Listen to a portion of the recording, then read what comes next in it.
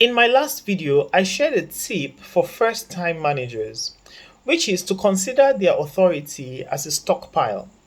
They don't want to keep taking from that stock every time, that is, showing their authority at every opportunity they get. Rather, they want to take as little as possible from that stock, instead, making requests where possible, so that in the day when they need to use that authority, they have enough to make an impact. If you've not seen that video, check one of the videos in this 100 days challenge. Today, I want to talk about another very useful tip, and disclaimer, I'm learning this from The First Time Manager, a very great book by Lauren B. Keller.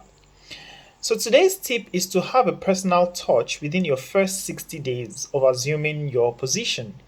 So you don't want to make it the first week so that it's not awkward and you just give people the time to get used to the fact that you're the manager now. But within those first 60 days, which is about 2 months, you want to have a personal conversation with each of your team members. And the purpose of this conversation is not to communicate to them, but to open lines of communication from them to you. This is not the meeting to stay. This is how I like to handle things. This is what I don't want you to do. This is what I want you to do, etc. You want to say as little as possible in this meeting and rather let them talk. Let them talk more.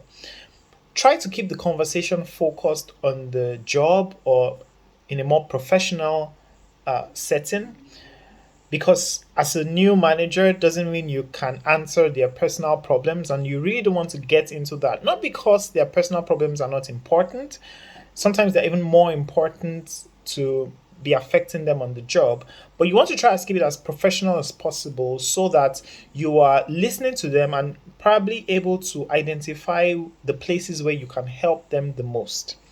So this is one very good tip I would say first time managers should have.